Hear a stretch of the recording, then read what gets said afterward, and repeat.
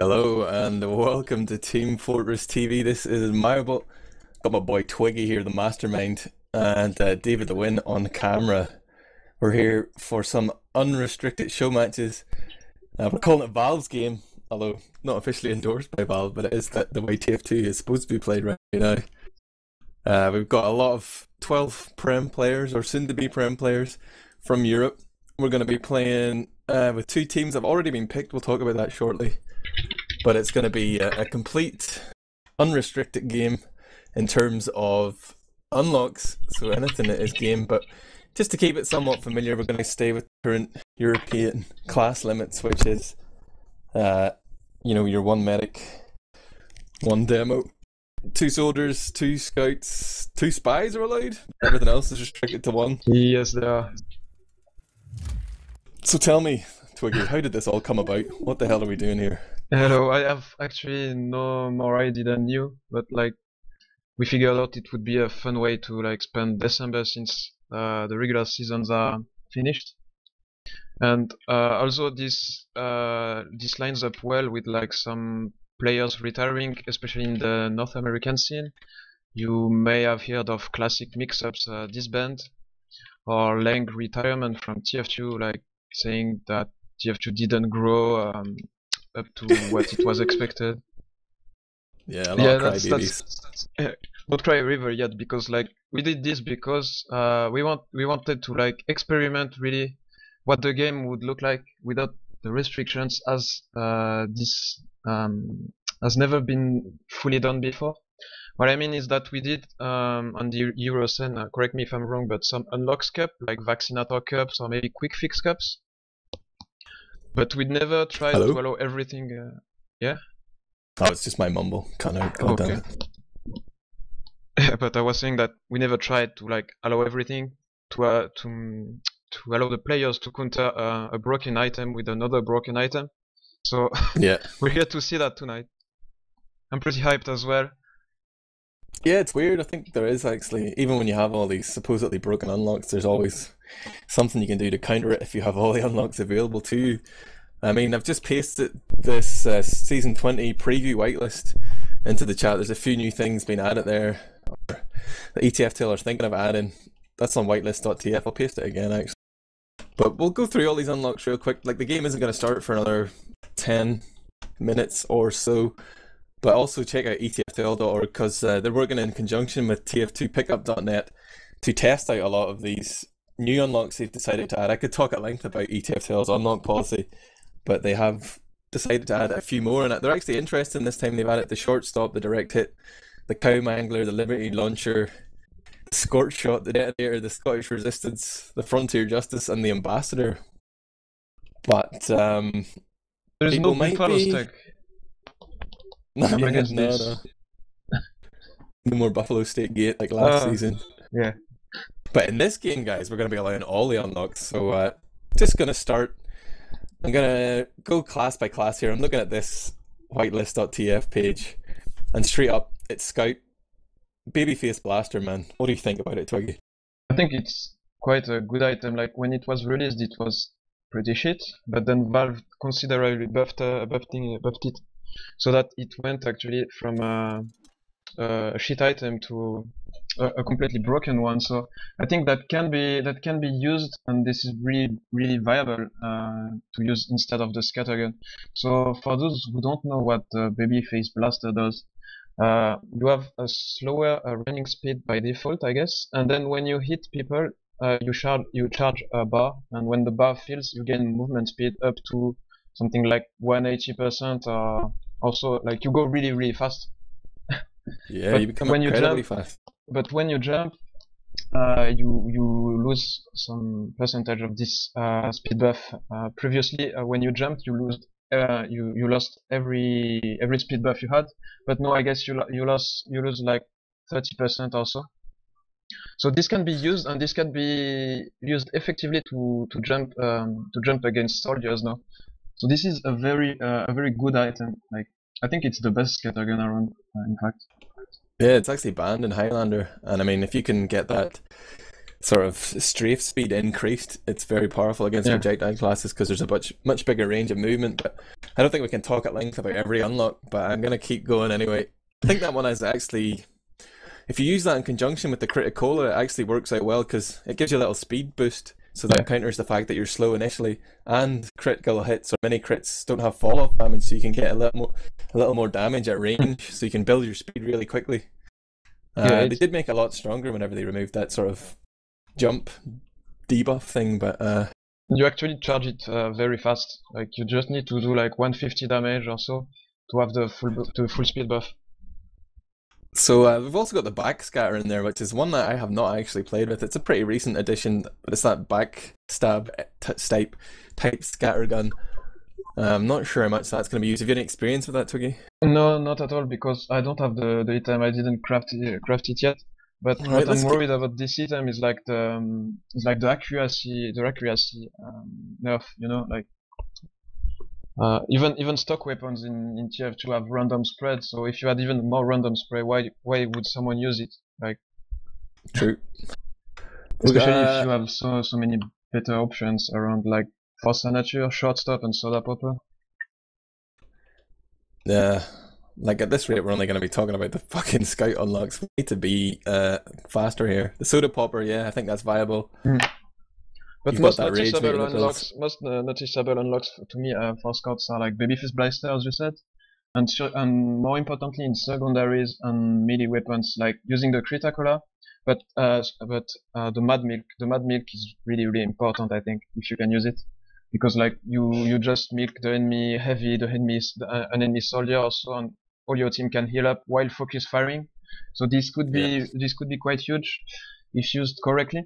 The Pretty Boy Pocket Pistol as well, like gives you 140 health flat, and then you can be buffed to 310. It's big. And for melee weapons, you can use the Atomizer instead of Boss and Basher now, so that you can completely brain soldiers now with 3 jumps, even more if you use Soda Popper, obviously. But the soldiers can't just shoot the floor anymore if you've got 3 jumps. And let's not forget the combo of the Sandman and the Flying Guillotine. Like you stun someone and then you throw the cleaver at them and you kill them instantly. If we see medic picks like that, I'm hoping to see a frag movie of it. Don't forget Bunk as well. Like it's really powerful. Like Indeed. you can body block people like Ubers and stuff with that as well, and Indeed. survive. It's almost better than a pyro in some situations if you can do it well. I think the soldier's got a lot of options too. A lot of these rocket launchers are very similar. The Cow Mangler is only subtly different. It does less damage to buildings, but it means you'd never need ammo. And I know there's a lot of pockets out there that would be glad to hear that and might be interested in using it. But I heard it doesn't work with the DX8 either. So if you have DX8 enabled, you can't see the lasers. I don't know if it has been fixed. I don't think so. The Liberty Launcher is interesting side grade. The direct hit is going to be powerful. It can one-shot scouts at extremely close range. It's very good at taking out sentries, mini sentries, which might be appearing. But what do you think about the airstrike and the Beggar's Bazooka? Are they just too gimmicky, or are they viable? I don't think the airstrike is gimmicky at all, because there is no downside when you use airstrike and gunboats to like the rocket jumper, for example. You do rocket jumps and you lose like 10 health, and you can market gardener people afterwards. So I think the airstrike can be used in a similar role of the Liberty Launcher, like to have an extreme mobility instead of dealing damage, like going ham in front of the enemies, but instead running around. For the Beggar's Bazooka, I know that it has a higher rate of fire, but the induced spray of the weapon doesn't make it really broken to me. It's actually not that inaccurate. It's not perfectly accurate, but at close range or like even mid range, it's still pretty effective. I think we can from good jumpers we can see interesting stuff with this, especially as you can use the when you load more than 3 rockets, the 4th rocket in the barrel explodes and that propels you, so you can do fancy stuff with it. But to me, like, it's still more gimmicky than, let's say, the direct hit or the superstar black box that is now widely used. When it was said to be completely overpowered before. I remember when it was finally allowed in ETF2. Then on the secondary, the battalion's backup is one that's going to be allowed now, and it gives Yeah, you plus 20 health as well as the obviously the defensive banner but you you can have build. the don't forget the reserve, the infamous reserve shooter, mate. Since the soldier can use it as well. What's that? The reserve shooter is a shotgun like Oh with yeah, four, yeah, yeah, four, four shells yeah. loaded, and it gives you mini crits to jumping soldiers. It's the ultimate weapon when you don't know how to airshot like me, because you can just completely deny the skies. So if you combine actually direct hit and reserve shooter, you can be completely lame for the opposing team. Or you're And going to get absolutely destroyed by scouts unless you're going to hit that direct hit. yep, You only have that's the 3 downside. shotguns to save yourself. That's the downside, indeed. Uh, So yeah, go ahead. let's keep moving. I want to talk a little bit. We're looking at Pyro now, but in the context of getting to mid faster, there's a few unlocks, and this applies to Soldier as well. Obviously, the disciplinary reaction, you can whip your teammates to make them faster. So a lot of classes that usually wouldn't have been viable on mid just because of that time required to roll out can now be brought in. Like you can have your Pyro running the Power Jack as well. You can have the gloves running urgently for the heavy, and it's potentially going to change the mid fights drastically. Yep.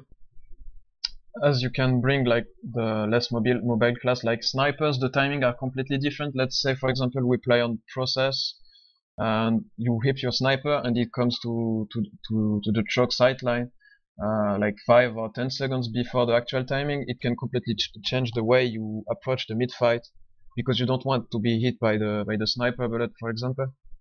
The engineer and the heavy are probably the biggest changes we're gonna see tonight. I'm taking a look at the server now, and I see there are 12 players on. So I guess we'll do a little roster rundown here. The teams were picked by Zebasai and Kadis.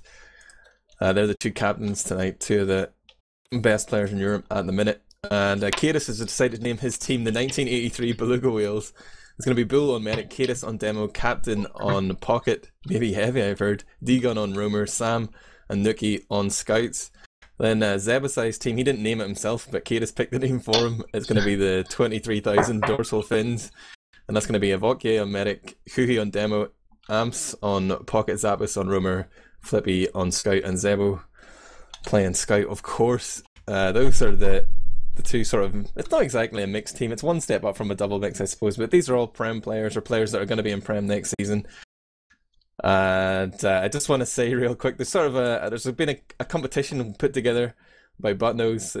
I can't officially endorse it, but I have full faith in them being able to deliver on this. But there's a competition between Amps and Captain as to who will get the most air shots over all 3 maps.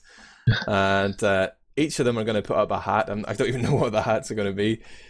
But check out the actual thread on teamfortress.tv, and Can we you bet can on enter this? there.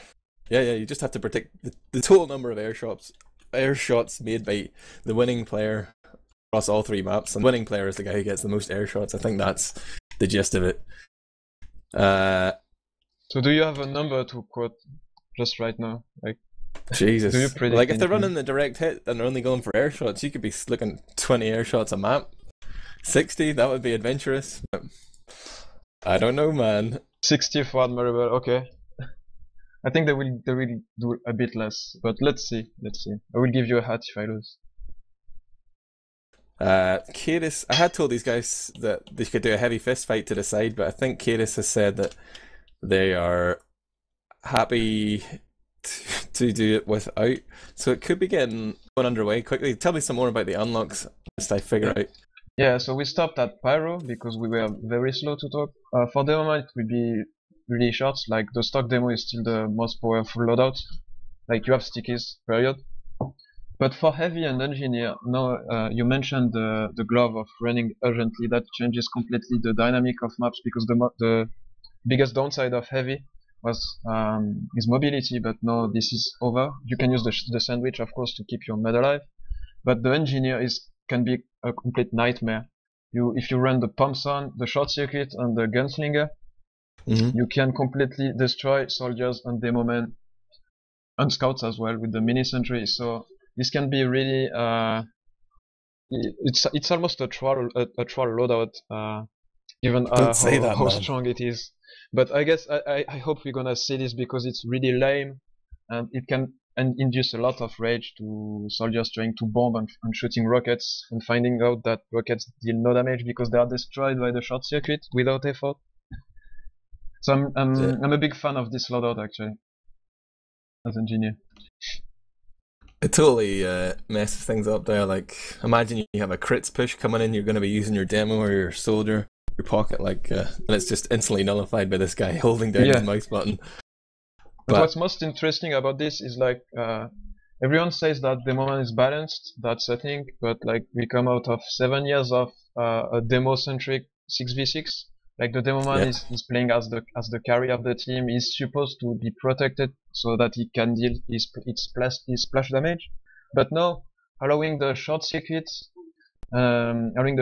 completely changes this dynamic. So we could have matches that look nothing like before just because of this. Well, you say the demo man's imbalanced, but I know for sure it's the medic that's imbalanced. The demo man is just like the counter to that, because the medic is like the most broken class in the game. He can heal people, and he can. I'm not saying these it's imbalanced. I'm saying that lots of people are saying that. I'm not hoping for a sticky nerf because otherwise I would lose 2 divisions straight away. But I want to talk about the medic. You know, some big unlocks there for the medic. The quick fix is one that is going to impact not just like how the medic plays, but how the teams play. Like if you choose to run that quick fix, as we saw a few seasons ago, ESEA, they seem to struggle with it. I'm not saying that's the optimum way to play with it, but the teams that seem to find it was a hard weapon to push with, but an incredibly effective weapon to hold with, because it heals 40% faster. It can create this sort of passive play, like if both teams end up running it, and especially if you have a quick fixed heavy, it just can soak up so much damage. The back snare is actually a pretty interesting one as well for some sort of last defense panic situations. If you're at a disadvantage, even in general play, it's really not the worst, but I'm not sure if either of these medics, Bull or Evoke, are going to be running it today, but I could definitely expect to see the quick fix. And we haven't even talked about the fact it can make you jump. But what's your position about Vitaso on the million locks format? About which? The Vitaso. So it gives you like 20% Uber maximum if you die. Like if you die with more than 20% Uber, you respawn with 20% Uber already. I'm being told I sound like a robot on the stream. That is awesome. But yeah, the Vitasaw is a bit of a game changer. It's going to make it slightly harder to calculate